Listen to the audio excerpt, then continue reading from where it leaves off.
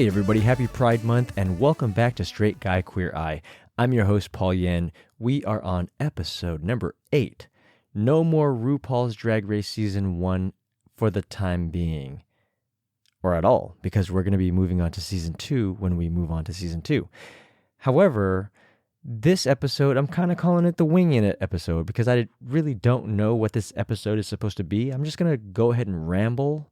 So I apologize for that in advance. I know I apologize a lot, but again, I'm new to the whole podcast world, so apologies for that. Correction from last week. Yet another correction. I originally got Ryan Heffington, the choreographer's name, right, but by the end of the episode, I called him Ryan Huffington. Wrong. His name is Ryan Heffington.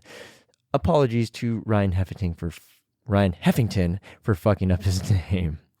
As always, we have an important ethics statement that I want to make clear. Being straight gives me privileges that the queer community does not get.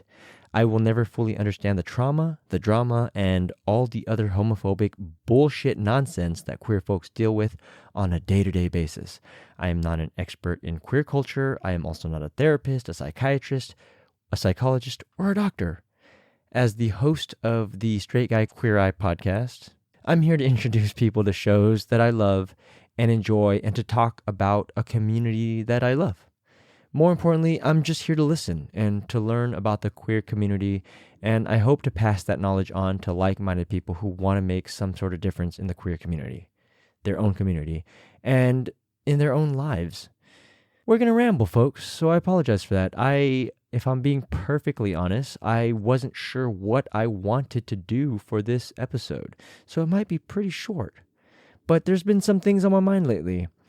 I try to stay away from the news as much as I possibly can, and that's completely untrue because one of the first things I do when I wake up is to look at the news.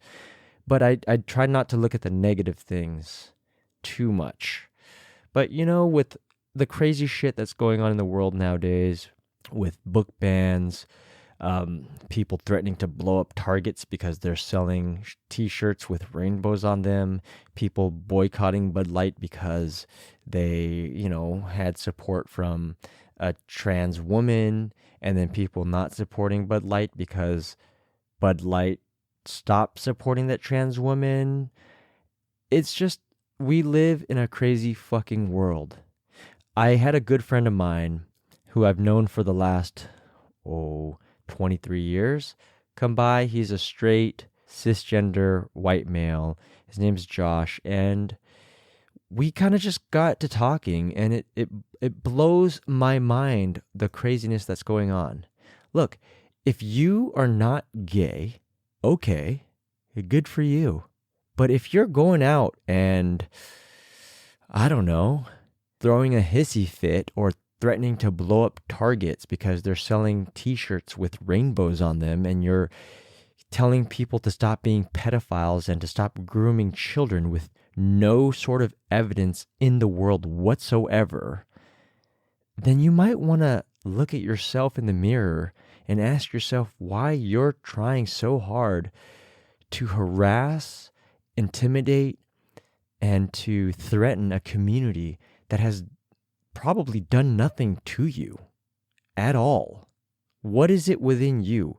If you're actually threatened by the queer community, then you need to do some self-reflection, because what have they actually done to you? The answer is probably nothing.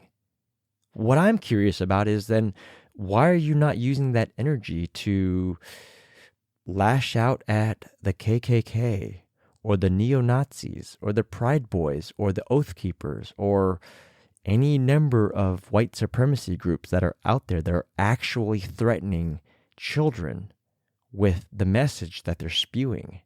Instead, you're chasing after some boogeyman because why?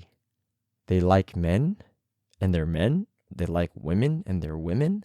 They were born and they think, that, or they feel deep inside them that they are not male or they're not female. Like, how does that actually affect you? Are they actually at your children's school grooming them? And the actual answer to that is no, they're not. They're dealing with their own shit. And then now they have to deal with your shit on top of that. So leave them the fuck alone. I don't know. This podcast doesn't have enough followers to have this be a big controversy, but honestly, leave them the fuck alone. This is my contribution to Pride Month. I have friends who are queer. I have friends who are gay. Like, who gives a shit? They're not doing anything to me. They're not doing anything to you. They're just trying to be human beings. They're trying to live their own lives. So leave them alone. And coming from someone who's not religious at all doesn't, and I'm going to sound completely ignorant because I am, but doesn't God or Jesus or whatever denomination you're from teach you to be tolerant and to be accepting and loving of human beings?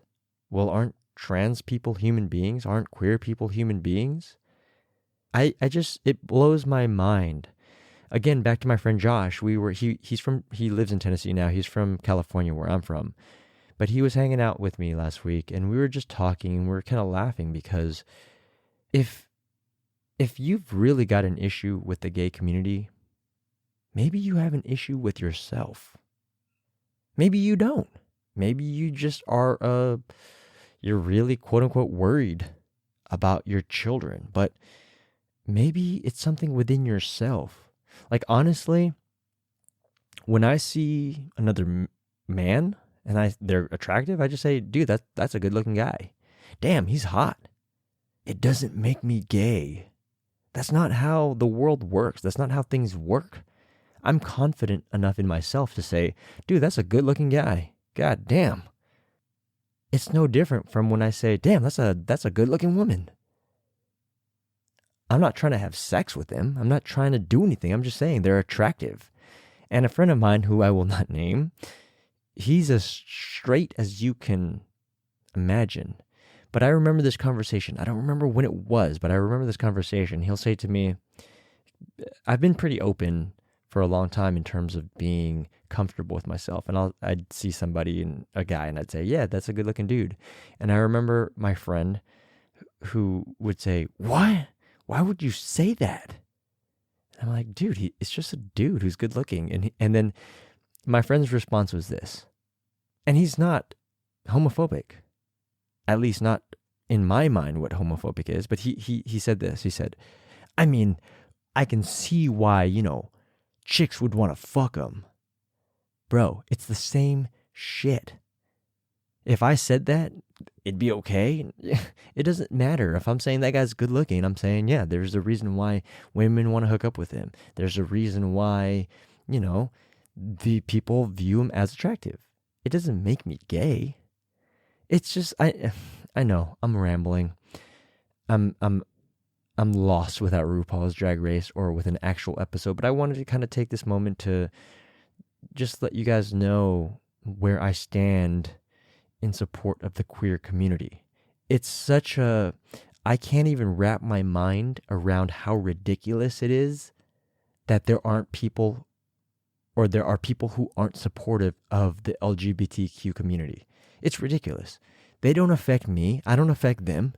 They're just human beings trying to live their lives. I say it all the time, but that's just all it is. They're human beings trying to live their lives. They happen to be attractive. Some of them are very attractive. They happen to be attracted to people of the same sex. Big fucking deal.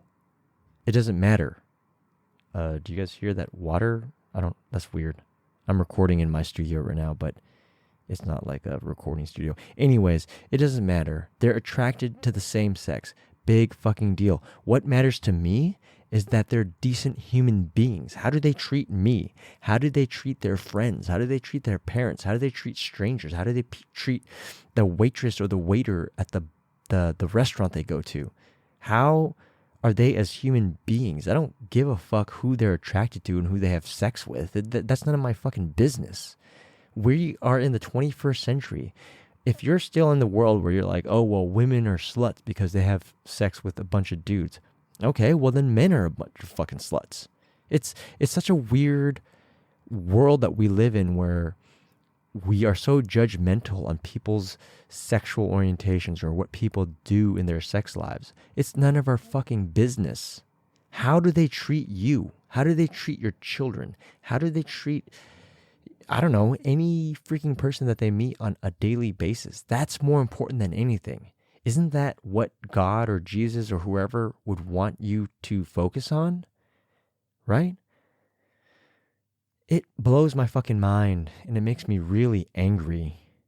And I'm trying to keep this podcast really positive, but when I think about the abuse that gay people go through, that queer people go through on a day-to-day basis, it really upsets me because I have friends who are really close to me that I've known for over 25 years who are the kindest, most generous, loving people that I've ever met in my entire life. They are people that I aspire to be. They live lives that I aspire to have because they're just good people. They treat me, they treat my wife Maggie with the utmost respect, with so much love. They're some of our best friends, and to see people bashing them and calling them pedophiles is ridiculous to me. I mean, apparently people are being called pedophiles right now because they're walking into a Target. What the fuck is that? What century do we live in? Is this Salem, Oregon, where we're fucking burning witches at the stake again? I thought we've moved past this. But apparently not. Because nowadays we have people marching and fucking protesting and banning books from schools because it's teaching kids or whoever, high school students, about the queer community. You can ban all the books you want.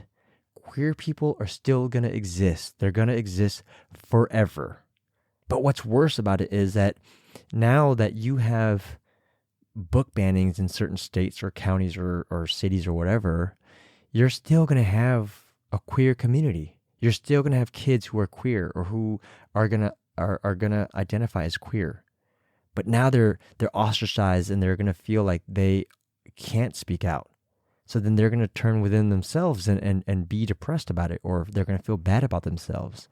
So just because you ban these books doesn't mean that queer people are not going to exist. They're still going to exist. They've existed for centuries, for thousands of years, since the beginning of time. So banning books isn't going to change shit. So instead of banning books, try to get to know people in the queer community. Try to look within yourself and say, hey, how can I help people? How can I help human beings? If you are religious and if you believe in God, ask yourself, how can I help people? Not try to convert them.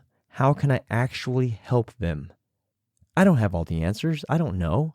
I just talk to people in my own fucking life who have homophobic tendencies. I'm in text message threads with people who are just say a bunch of homophobic shit. And I'm like, hey man, what the fuck is wrong with you? Get the fuck out of the 19th, 18th century, wherever the hell you're still living in. And it's that in itself is draining. It's so fucking hard. I can't even change the minds of people who are close to me or people I've known for half my life. So I don't even know how to begin to help or change the minds of people who I don't know. Maybe my job isn't to change their minds, but it's to show you that, hey, as a straight person, you're not affected by the gay community at all. And if you are, maybe you're gay. Maybe there's something within you. Who knows? And that's okay. I'm not judging you if you experiment or if you suddenly think some guy's hot or some girl's hot. Dude, I don't think any less of you. And I think most people who are decent human beings don't think any less of you either. Just be who you are. Just don't be a self-loathing, hating, homophobic piece of shit. Is that controversial? Maybe. But I guarantee you, if you become more, I hate the word tolerant because I'm not tolerant. But for lack of a better word, if you become more tolerant or accepting of people who are different from you, you're on the right path to have a better life, to be a better man, a better woman, a better human being. Because ultimately what you're doing is you're just treating people as themselves, as people, as human beings. You're going to treat them hopefully based on their character, on who they are, and not their sexual orientation. If you have an issue with what I'm saying, really just sit down, take a moment. You can send me emails. I'll give you the email address later. You can bash me. You can call me, I don't know, whatever you want to call me, a pedophile, a groomer, whatever you want to call me. But before you do that, before we get to the email address, just ask yourself, how is the queer community actually affecting you? And it makes me think of the movie, it's maybe not related, but it makes me think of the movie American History X, when Edward Norton's character, forget his name, the character he plays, but he basically is a reformed racist, or a reformed neo-Nazi. And the kind of the pivotal moment is the principal, who is the only one he's a black man, who is the only one who stood by his side when he was in prison, asks him, has anything you've done in your life up until now made your life better? And in that scene, Edward Norton breaks down and he starts crying and he says, no. So then ask yourself, or has your time being spent hating the queer community, bashing on the queer community, being homophobic, or whatever it is you're doing out there, calling queer folks pedophiles or whatever the fuck, has it made your life any better? Because it certainly hasn't made their life any better. And then send me the hate email. That's fine. All I can say is that the queer folks in my life have done nothing but made my life better. They've been there for me. They've been there for me for over 20 years, 25 years. They're good people. They deserve love and respect just like anybody else. I apologize for the rambling again, and then also for the very serious tone of this, that wasn't the intention, but it just pisses me off, you know?